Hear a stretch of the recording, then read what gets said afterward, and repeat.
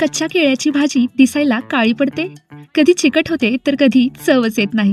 Recipe बरोबर असूनही भाजी परफेक्ट होत नसेल तर कारण आहे काही छोट्या पण महत्त्वाच्या गोष्टी.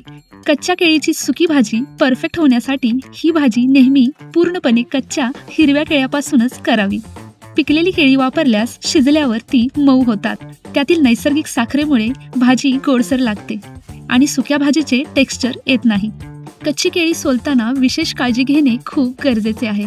सालीतून निघणारा चिकट द्रव हाताला आणि केळ्याला काळसर रंग देऊ शकतो, तसेच भांड्यांनाही चिकटून बसतो. म्हणून केळी सोलण्याआधी हाताला आणि चाकूला थोडंसं तेल लावून घ्या. सोललेली केळी लगेच पाण्यात ठेवा. पाण्यात थोडंसं मीठ घातल्यास ही केळी काळी पडत नाहीत आणि भाजी दिसायला छान राहते. कच्ची केळी फायबरने भरपूर असतात, तसेच पचन सुधारण्यासाठी उपयुक्त असतात. डायबिटीस किंवा वजन नियंत्रणासाठी कच्च्या केळ्याची भाजी हा एक उत्तम आणि हेल्दी पर्याय मानला जातो. भाजी करताना लक्षात ठेवा, पाणी फार जास्त न घालता फक्त शिंपडण्यापुरतंच वापरा, कारण जास्त पाण्यामुळे भाजी चिकट होते. शेवटी झाकण काढून परतल्याने भाजी सुकी व खमंग बनते. मी इथे पाण्याचा वापर न करता पूर्ण भाजी शिजवली आहे.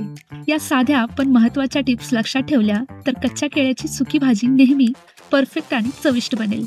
व्हिडिओ आवडला असेल तर लाईक करा, शेअर करा आणि चॅनलला सबस्क्राईब नक्की करा. धन्यवाद.